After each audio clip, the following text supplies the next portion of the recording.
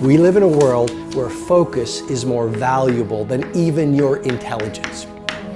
How many hours a day you waste, or how many hours a week you waste. And the classic answer is something like 4 to 6 hours a day. You know, inefficient studying, watching things on YouTube that not only do you not want to watch, that you don't even care about, that make you feel horrible about watching after you're done. That's probably 4 hours right there.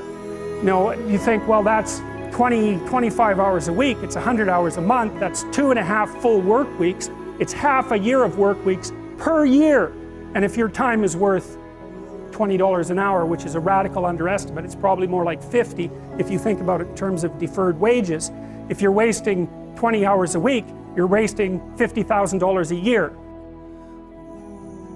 If you look at many of the most creative and productive people on the planet, they are doing and working in such vastly different ways.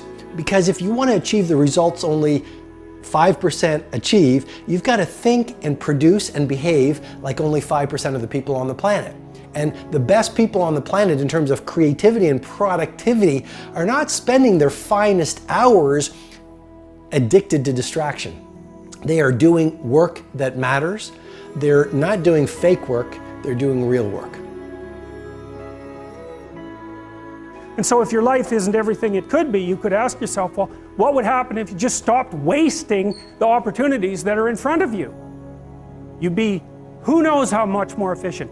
10 times more efficient, 20 times more efficient. That's the Pareto distribution. You have no idea how efficient people get. It's off the charts. It's a constant storm to try to figure out what you're about, and you change. At 26, you're all about the hustle, you're gonna be a billionaire, this and that, and then you go to the bar one night and you fall in love. And it changes what you care about, right? And then you have a child, and then this happens, and then that happens. Things change.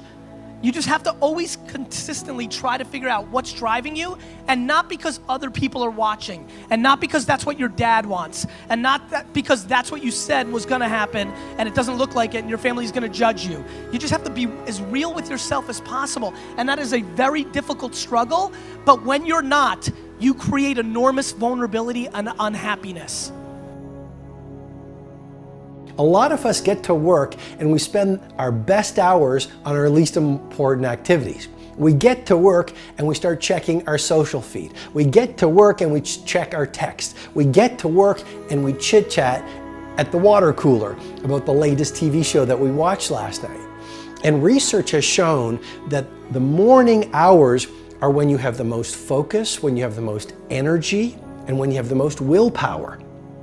And so you want to use that first 90 minutes, you know, that is game time, that's show time. It's more like you should understand how much potential there is within you to set that straight. And then you should do everything you can to manifest that in the world, and it will set it straight. And that's better than self-esteem. It's like you're in a crooked, horrible position. Okay, fine, there's a lot of suffering and pain associated with that. Yeah, you can't just feel good about that because it's not good. But you can do something about it. You can genuinely do something about it. Listen, you have to understand, just because you're a human being doesn't mean you're entitled to be a successful entrepreneur. They do what everybody else does in every genre. You want to be an NFL player and an NBA player, you try, you're not good enough, you do something else. You want to be a famous actor, you go to LA, you wait tables, you try to be on a show, it doesn't happen, you do something else. I don't know what they do, like something else. Your environment is so important. What I'm suggesting to you as the second piece of technology to really 100 times your productivity is this. Install environments of tight bubbles of total focus. So install these tight bubbles of total focus and create these Menlo labs where you're completely distraction free. And then you will find your brain will drop from the beta state into the alpha state, where you will do your best work and get your best ideas. Stop doing the things that you know are wrong that you could stop doing. Right? So it's a fairly limited attempt. First of all, we're not going to say that you know what the good is or what the truth is in any ultimate sense. But we will presume that there are things that you're doing that for one reason or another you know are not in your best interests. There's something about them that you just know you should stop. They're kind of self-evident to you. I am encouraging you to really adopt this thinking protocol of becoming a minimalist. Even your home, fill it with just a few things. And especially your days, focus on just those few priorities that when you roll up your sleeves and go deep in them and invest what I call the trinity of your assets, your focus, your energy, and your willpower on those few things, they will allow you to birth art into the world, which will allow the world to call you world class.